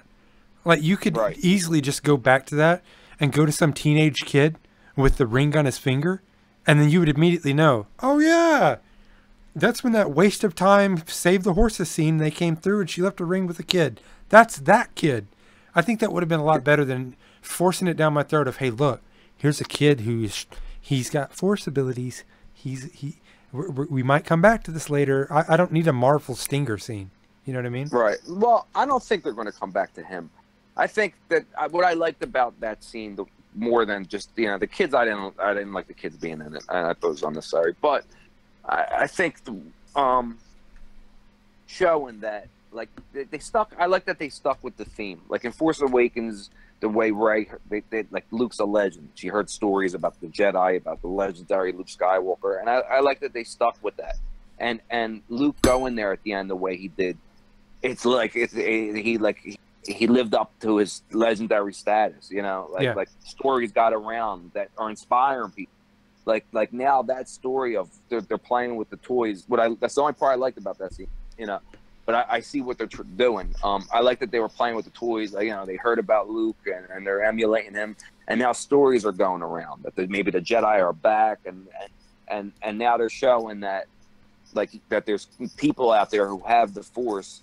That maybe these stories are going to get around. It's going to inspire them to go join the few remaining resistance or rebels, whatever they're themselves. I think that's what they're trying to do with that, with the kid looking in the sky and he's dreaming like Luke did of someday being a part of it. Mm-hmm. Yeah, I mean, I got that reference. I didn't need or want that scene at the end. I was like, but again, that comes down to it comes down to nitpicking. It seems like anything with kids we don't like. Yeah, it comes down to nitpicking. Like that's not a reason to dislike the movie. That's just a stupid thing that it's kind of like the terrible replacement scene that Lucas did. It's not as bad as that, but it's like a thing that you just go, oh God, let's just get this over with, and then watch the rest of the movie. Like it's not that big of a deal. For example, I loved The Force Awakens, but I hate the trench run. Like that made me roll my eyes. I'm like, we didn't need this. This is stupid. Like, yeah, that's just dumb. Also, The Last Jedi had a scene like that felt almost identical, even down to the way there were like diagonal beams in the hallway or whatever they were flying down with the Falcon. It was like the same scene with different colors this time, right? So in the first scene, the Falcon flies through the ship, right? And there's beams like going up, down, diagonal across, and they're having to dodge them all. And here comes some TIE fighters behind them. We like almost completely replicate that on the salt planet, whatever it's called. Crate. Yeah. It's almost the same scene, except this time it's red and it's like, I guess, salt formations. Can I get some? Yeah. Yeah, but I mean, what else could you do with the Falcon? I mean, the only other options you would have is you can have the Falcon attempt to do what Luke did with the X-Wing and take down some of those walkers. I mean, well, they took the attention. They took almost every TIE fighter with them. Yeah. Away from. How did she even get on the Falcon? Like, how did she get back on that ship? No, she took it. But she wasn't there in the Falcon. Like she got launched off in a, what do you call it? An escape pod. Chewie didn't like fly in with the Falcon. He would have got blasted. So how did she get out of there? I guess they just say that she stole the ship. I mean, with the Kylo Ren, I'm thinking back on the part because when Hux comes in and sees Snoke dead, and he says, "What happened?" He says she killed Snoke, and I don't remember. Did he say she escaped? I forget. He said, "Where is she?" Hux said she took a ship, and he said she killed Snoke. Blah blah blah blah blah. Which, by the way, getting to Snoke, Hux. What a waste of good character potential there too. The scene where he was going like full Hitler in The Force Awakens right before they blew up the Republic, that was legit. And here he's just like comic relief. See, I feel the opposite. I feel like they did more. I feel like he was a little too one-dimensional in Force Awakens. Like he was a badass, everything. But I think they kind of wanted to flesh him out a little. Rian Johnson, I think, just had a little fun with him. Well, I mean, go darker with him. Don't go all shucks with him. Yeah, they played off of, and it seems like that's what they did with every character. That seems to be the theme of this movie was misdirection. Like everybody who you thought you knew in the first one, like Poe is this great. The first one, he's pretty much basically this great pilot, and he's killing everybody. The TIE fighter. And the beginning of this, he's doing that too. But I like that you take him away from the X-wing. Yeah. Take him away from the X-wing, and they force you like, who is he? You know. So I like the way they fleshed a lot of these characters out a little bit. They took them from, you know, and they played with it. They're still that character, but you kind of look at another side of it. It's almost like they did, like every character had that, you know, like Laura Dern's character wasn't what she's seen, you know, like everybody had a little side thing. Why was she even in this movie? Like, why wasn't that Leia doing that? I mean, yeah. Let's be honest here. Carrie Fisher's dead, so why not give her a grand send off in this movie? Are you just going to kill her in the opening crawl of Episode 9? Yeah, that's going to be curious. Nobody wants to see a CG Carrie Fisher. Nobody wants that. No. And that's going to be, you can't do that a whole. You know, they did with Tarkin, but Tarkin's not.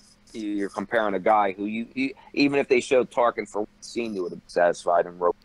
Honestly, but I like what they did, bringing Tarkin back in Rogue One, but I think it would have been much more effective if any time that you saw him, he was facing that glass, and you only saw like a vague reflection of his face through the glass, and it would have still given you, that's Tarkin, but you wouldn't have had that weird uncanny valley in Rogue One.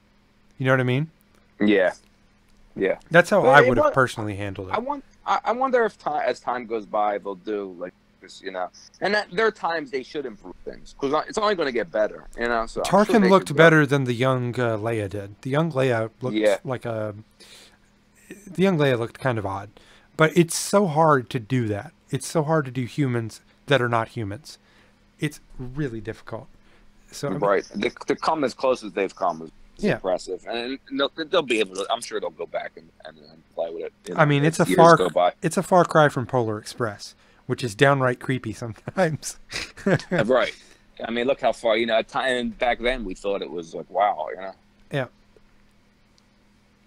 But I mean, like I said, it's funny though.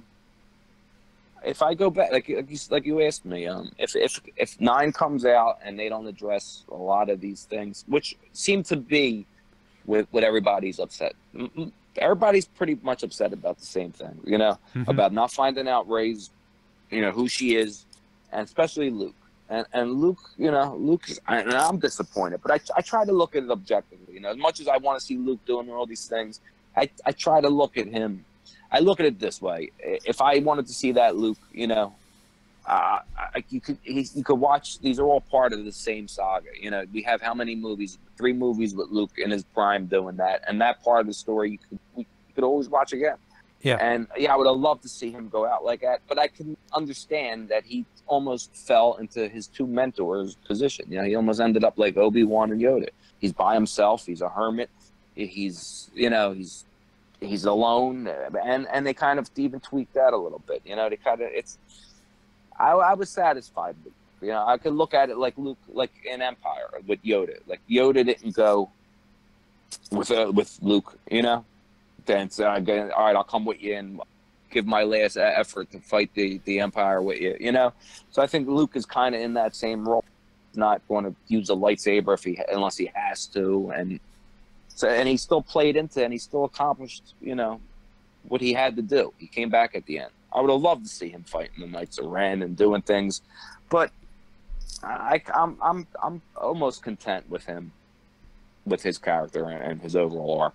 I mean, even when he died on the Rock, you know, I was upset he died, and but it felt right. It did. It felt like, wow, like, you know. I mean, for the people who've been watching it, you've been watching it a long time, and Luke's, it felt full circle. I mean, it felt good, you know. I guess I would have felt the same way if he died, and we would have had a whole bunch of fight scenes with him before that too. But I'm okay with it. Yeah, honestly, at this point, I have no desire to see Episode 9.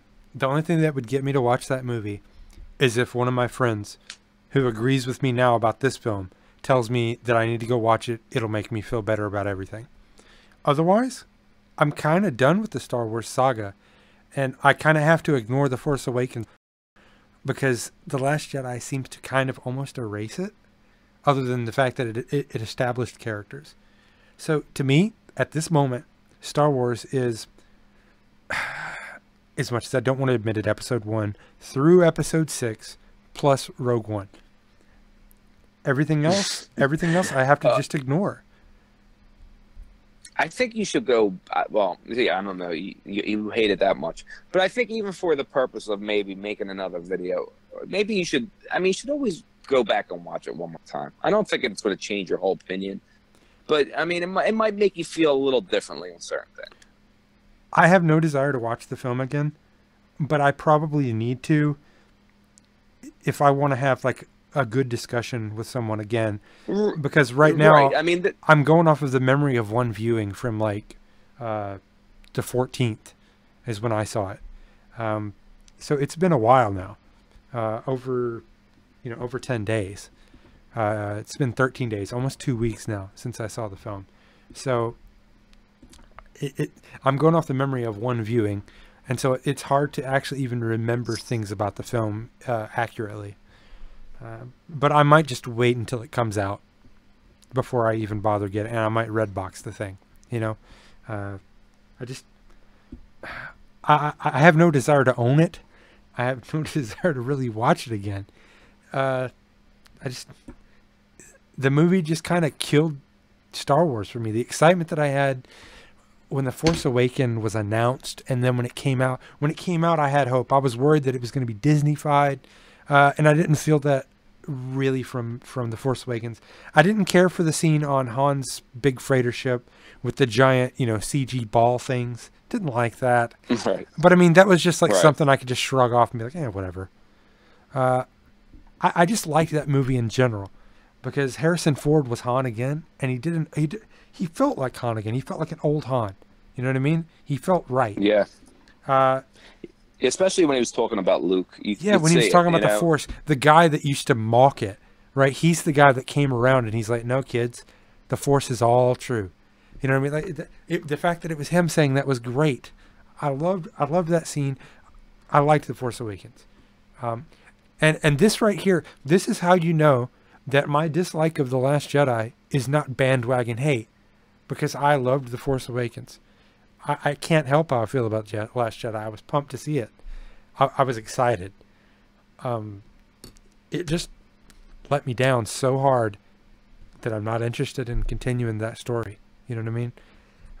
Yeah. And what's weird, a lot of people in my review video, the comments are like, people that agree with me, they're like, 4 out of 10 is too high. And I'm like, no. As much as I hate this movie, there are far worse films than Star Wars The Last Jedi. I mean, you have to give this movie a 4 because those films have to be worse. Like, for example, there's a movie called Seventh Son. Have you ever seen that? No. Don't. Wait, who's? Don't. Okay. Who's in it? Ron Perlman. It's not his fault. The movie's just god awful. Is Demi Moore? No. I don't remember much about the film other than it sucks. I mean, that movie's bad. There are other really bad movies like Zoolander 2. That movie's terrible. No. What else? I'm trying to think of another terrible movie. The Room. Okay, there are movies that are far worse than The Last Jedi. So if The Last Jedi is a bad movie, and that depends on who you are as to how you feel about that, you can't go, it's the worst movie ever made. No, calm down. You have to be objective, right? I mean, so I gave it a 4 out of 10 because I know that there are far worse movies. If you're going to give it like a rating out of 10, what's your number? Okay. I'd give it a. Let me see. I'd give it a 7. Okay, that's about what I guessed you'd give it, based on kind of what you've been saying here. Yeah, that's kind of like you're pleased with it. You're not super pumped about it. Like you're happy with it. You're fine with watching it again, and you mildly enjoy the film. Is that about accurate? Yeah. Well, maybe a little more mild than mildly. So maybe like a 7.5 out of 10. Yeah, that's what I was originally going to say. Because I was thinking 8, and I'm like, 8's too high. So it's between a 7 and 8. I enjoyed it. I did enjoy it. Like, it's hard to, if I had to rank it, where would I rank it? Well, it's kind of like the opposite of what I was saying with the 4 out of 10. There are way better Star Wars movies than this, I think.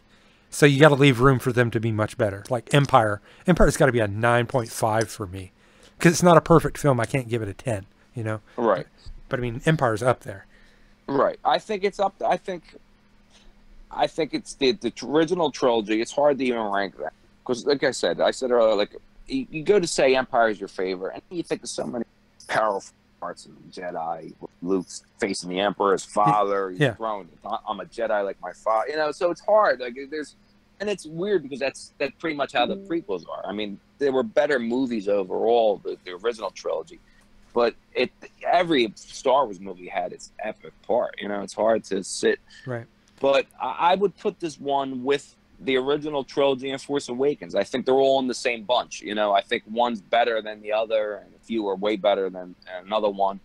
But I think they're all above prequels. How does this movie compare for you to The Force Awakens? Which one do you feel is the better film in your opinion? That's tough. I think The Last Jedi is slightly better. You liked it better? I think it's slightly better. Disappointed with Luke, but I think overall, I just like the whole movie. I like the colors, the action. You know, I like the Snoke. I like the flavor of this movie a little better than Force Awakens. I wasn't big with Maz.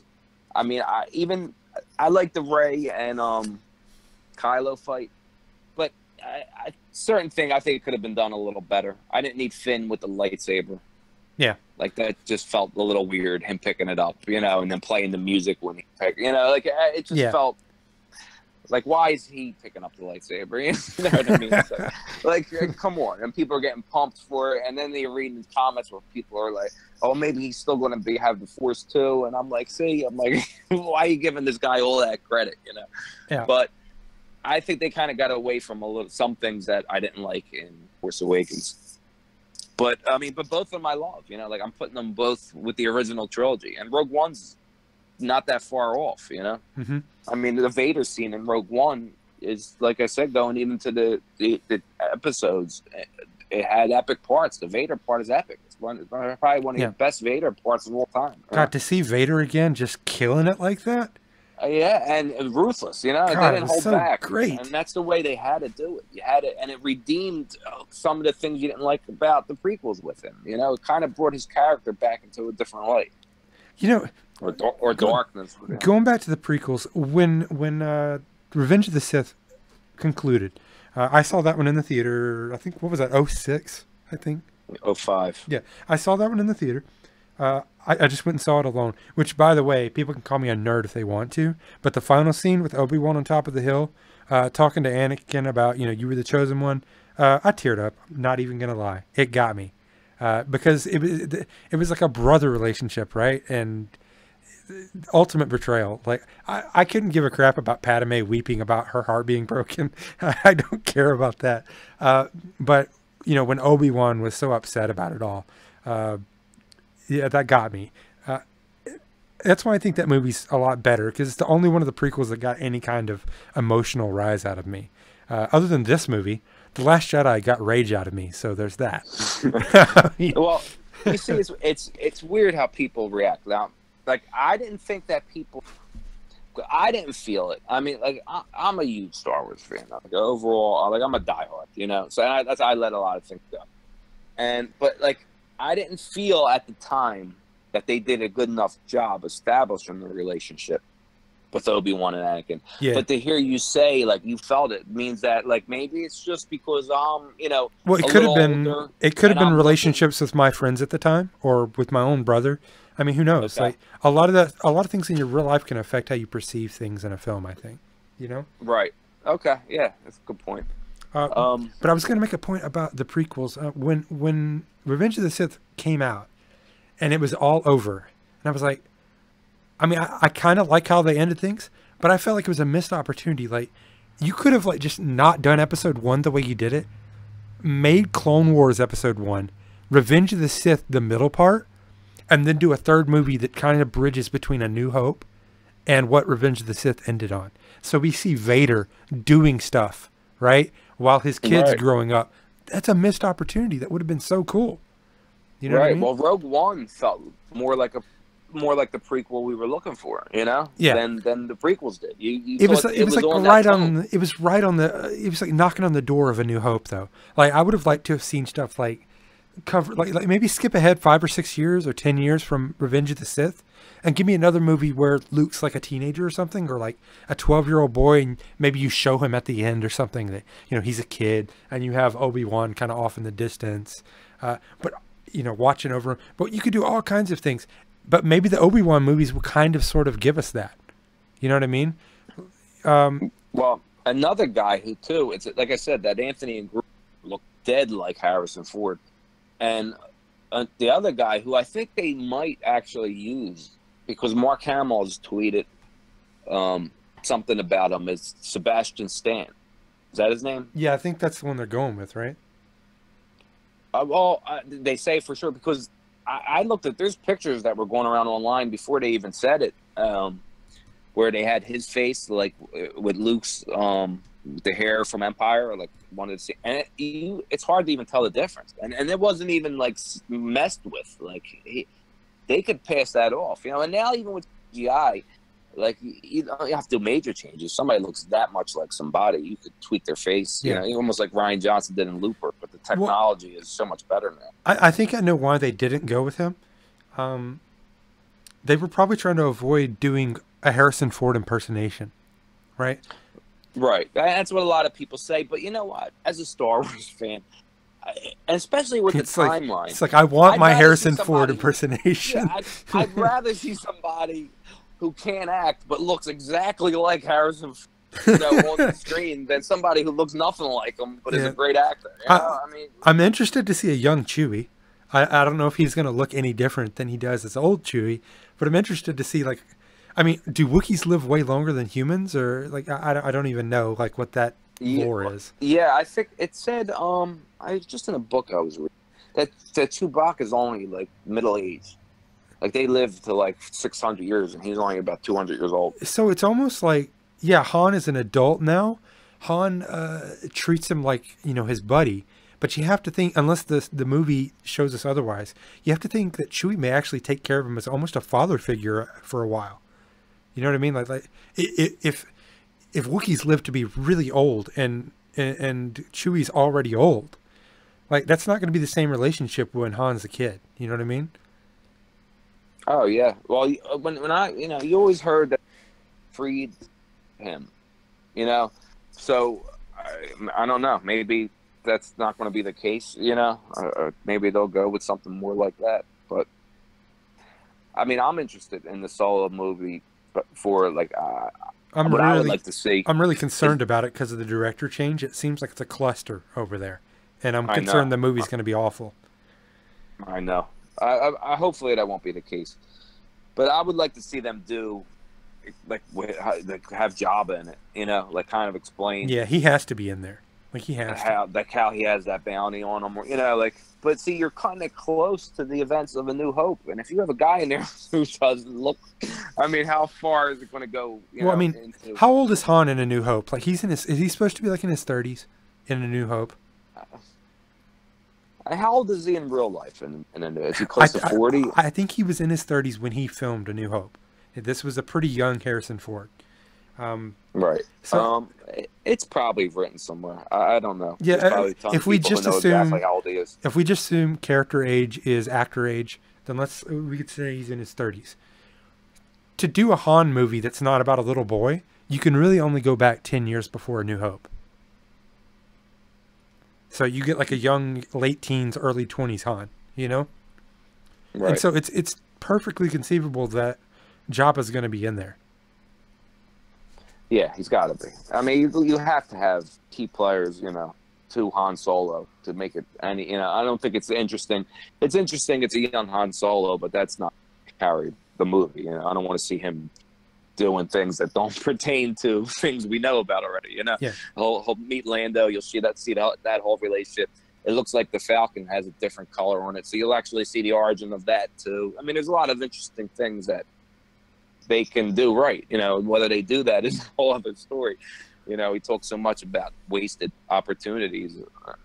Everything we're sitting here talking about, they might not do at all. Well, see, going back to the prequels for a moment, that most people don't like them. I don't really care for episodes 1 and 2. I'm okay with episode 3. The things that I like about the prequels, I like Obi-Wan. I like Palpatine. Goodness, I lost track of thought. I had it in my head what I liked about them. Palpatine, Obi-Wan. Maybe that's it. I don't know. I like the lightsaber battles for the most part. I like that. Well, I thought that's how they could have did it. I mean, it's amazing the feeling. It's funny too because you grow up, you watch the original movies, okay, and then the prequels come out. You have all these expectations, and then they're kind of okay, but you feel like something's wrong, whatever. Then there's all this backlash because of all the CGI. Why didn't they just make it like the old ones? But your mind, George Lucas already set the bar, you know, like you got used to the way everything looked. So when Force Awakens came out and you don't see all these planets and everything, you know, it's like, it's almost like you take a step back. Yeah. Like George Lucas was going the next level, you know, like he was going stuff like people complain about the CGI, but you go put the Blu-ray of Attack of the Clones on a 4K TV. That movie looks incredible. You look like you're watching like a cartoon with live. It looks amazing. I mean, the opening scene of Revenge of the Sith holds up really well. The space battle. Yeah, people complain about that too, and I'm like, I remember being in the movies. That wasn't one of the parts that bothered me. I was like, wow.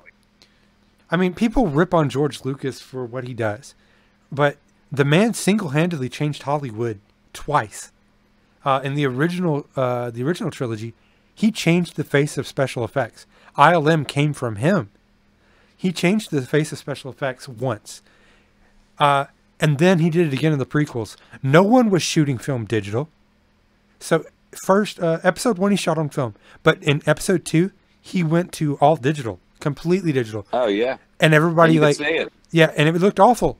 But everybody ripped on him for it. And look now. Film's the minority. We're all shooting digital now because the technology has caught up to what Lucas wanted to do.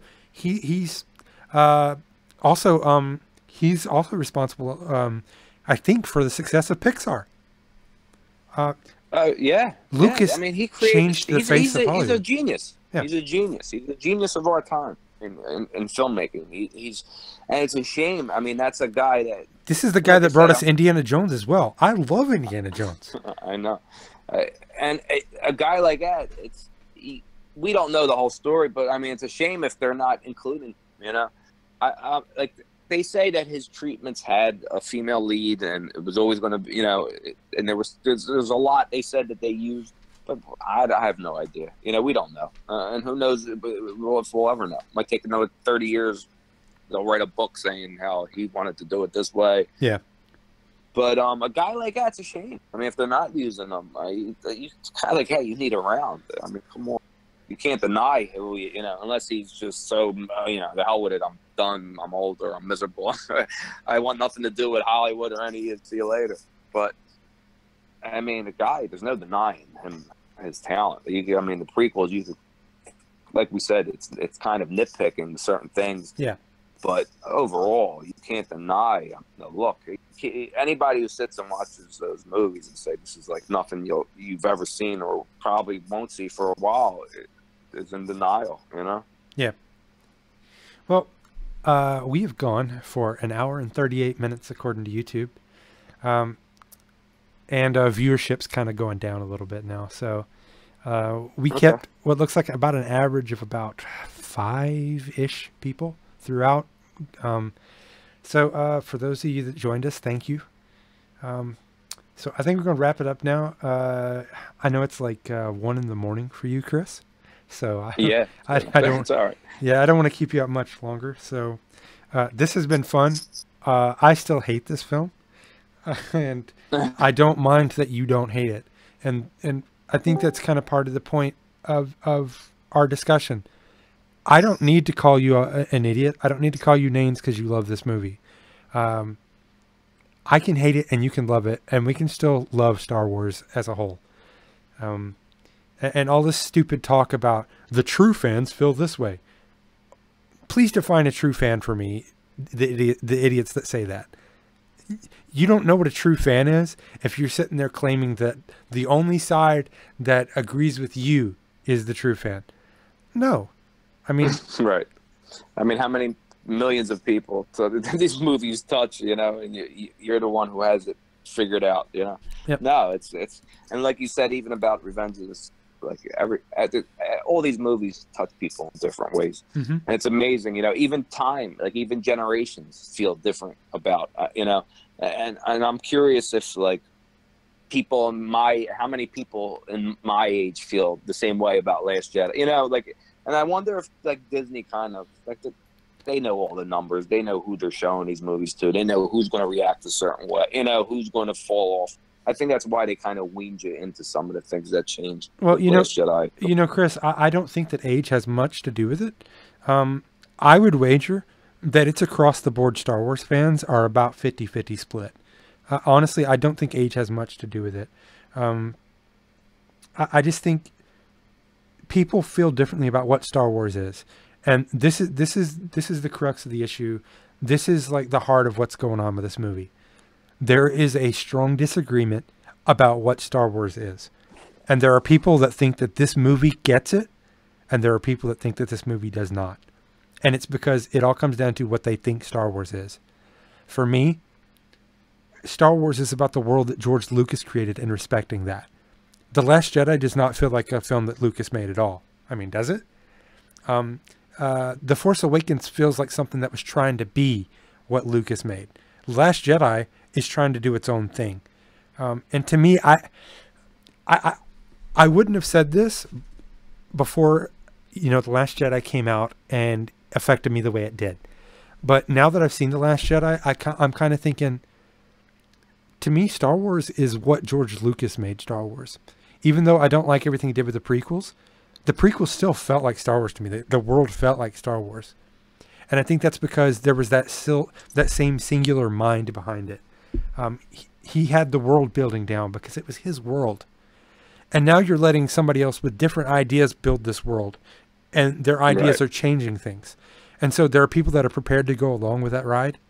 And there are people like me that thought that they were, but they're finding out, no, I can't go there with you. I'm like Padme. It's like, I'm sorry, Disney. You're going to a place I can't follow. You're breaking my heart. What are you trying to say? We're all going to the dark side. But the only thing I could say to that is Disney's going to be making Star Wars movies for a long time. Yep. We know that. All right. Yep, for sure. We knew that, right? When he signed it over. Yeah. Okay. How long could you live in the world that Lucas created? You know, like how long? It's going to run out of time eventually. You know, like. Well, I think you could wrap it up. You could wrap the Skywalker story up and then go back and do some Knights of the Old Republic stuff. That's wide open, and that you're not really limited by Lucas because he didn't really touch that. You know what I mean? Right. You can do whatever you want there. I mean, they still might do that. You know, with the. I'm sure they're going to. Like they're doing, maybe a little more pull from the expanded universe. Maybe actually go into. They have to. I mean, if they're going to be making movies for a while, they only can make spin-off movies for so long. I don't know. You tell me. Do you know much about the EU? Like the old EU? Did you read any of the stuff? No. See, no. One of my friends lent me the was it Dark Empire? What was it? The 3-part whatever with Luke changing over. They cloned him. They cloned the Emperor. I might have read it one time. You know, it was called Dark Empire or something. Yeah, see, what I'm wondering is, I don't remember what Disney said, but I could be wrong. But I could have swore that they said all of the old EU that takes place before the prequels was still canon, but everything after Return of the Jedi was not. So no, they said all the expanded universe is wiped even out. The stuff before the prequels got tossed out as well. It's only the original trilogy and from Clone Wars on TV series and Rebels, you know, but all that is gone. All the expanded universe, the comics, the Dark Horse comics, all that. It's all it's all legends now. It's called, where it's not necessarily the truth. Right. but they'll they still have license to it, and I'm sure they're going to pick from it and use the ideas and things that have worked, and people were really interested in the Old Republic. I'm sure that they'll touch on that. But as far as the Lucas world, like you said, they're going to, they can't, that story of the Skywalkers is, or even that theme of the master and apprentice and turning, and this one going to face training.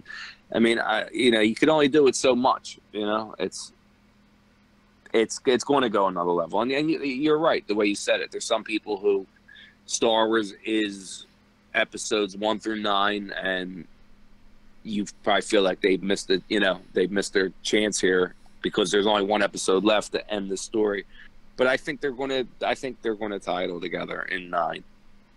But we don't even know if that'll be the end of the episodes. I mean, they say it is, but when they sit and look at how much money after the 3 of these come out, how much they made, then again, they're making just as much as Rogue One made, over $1 billion. So I think no matter what they put out and put Star Wars on, it's going to make money. Yeah. I mean, you're totally right.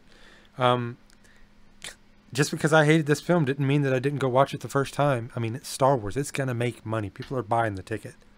In fact, when you have such a divisive film, it might even drive more ticket sales just to see, people want to see if it's actually a train wreck.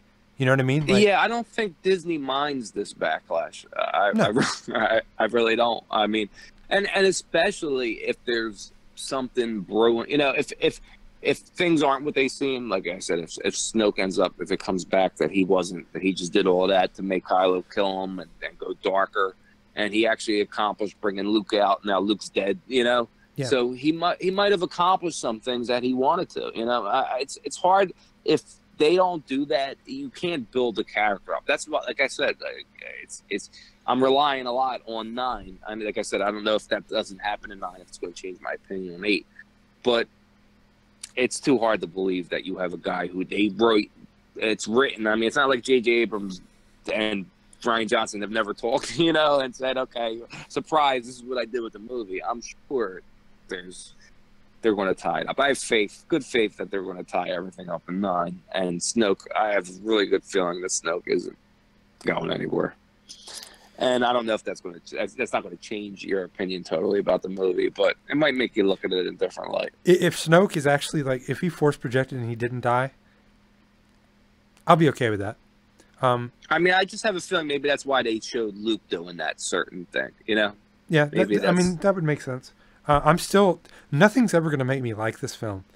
If 9 turns out to be a masterpiece and, fixes my broken heart here, I'm still going to hate this film. Like, nothing's going to change my opinion about this film. Right.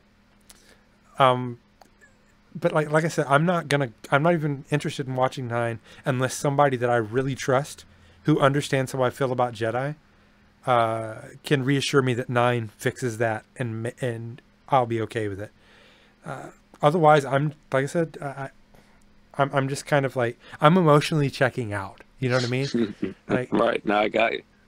But basically, this movie is trash, and this movie is perfect, right? So that's where most people land. It's one of the two.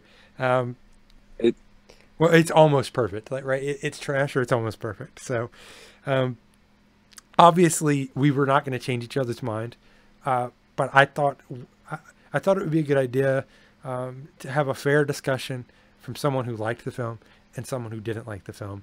And I think this should prove that this is how you have a discussion about things that you are diametrically opposed to each other when it comes to, how you feel about something.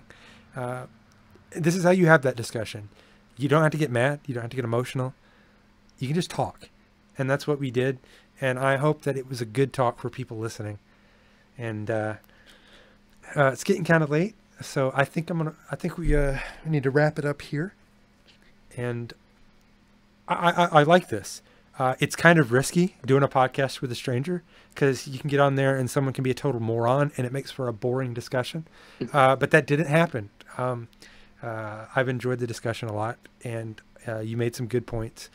And I guess we just shut it down here, man. So yeah, I feel the same way. I mean, I enjoy, and not just anytime talking about something, something we're both very passionate about. Like you hit it. We agreed on a lot of the plot hole, a lot of the things with the TIE fighters, and I'm not, like you said, I'm not going to change your. The one thing that I would like you to do though is try to watch it one more time. I think that's fair. There's a lot of emotion in the first viewing. It's not a different movie. It's not like you're going to go see something totally different. Say, oh wow, I love it now, or I even like it. But you might pick up some things that you might feel a little differently about. Okay. All right. Well, I'll tell you this. Video. I'll tell you this. I do not want to watch this film, but I'll do it. Since you asked me to, I'll do it. I don't want to, but I'll totally do it. You have my word. I'll watch it, and then I will do a follow-up video discussing if it changed my mind. Yeah, I think people would be interested in that too. So I think that would make a good second video. And then if you could sit there and say, you know what, then again that might kill Star Wars completely for you. But it might make you look at it. Some of the things maybe we talked about, and you look at Snoke a different way. Maybe he's coming back. Maybe there's some hints in the movie to certain things. Yeah. Maybe it'll just make your interest a little more for episode 9. Yeah, maybe so. We shall see. It's been a great talk, and before I know it, in a blink of eyes, my alarm will be going off. So wait, do you have to get up and go to work or something? Well, I got to get up at about 6:30. Oh, I was about to say, I was like, oh no. Nah, I'm all right. I love it though. I'm talking about something I'm enjoying, and it's good. And you're right. It's the way to do it. I never felt like, oh, I'm going to go show the people. How could they hate this movie? I understand, because I'm disappointed. I can understand the disappointment, especially, and I think a lot of it revolves around Luke. I really do. Yeah, that's where I am emotionally. I don't care about what I expected out of the film as much as what I got out of the film. Really, really just, it angered me, and it wasn't about expectations. It was about, again, I fundamentally disagreed with where they took Luke, right? Just like Mark Hamill said. I had that same reaction. So I don't think I'm going to be coming around, but I'll give the movie another watch because you asked me to. And I hope that you stick around the Discord and hang out with us. We can't do another podcast with a stranger because you're not a stranger anymore. Right. Maybe we could do another podcast later about something else, but it'll have to be titled something different. So that's fine, and I'm going to stick around. Good. Well, I'm going to let you get to bed, man. You got to get up early, and I'm going to hop off here, maybe play some video games. There you go. Take care. It's been a great talk. All right, Chris. Have a good night, buddy. You too.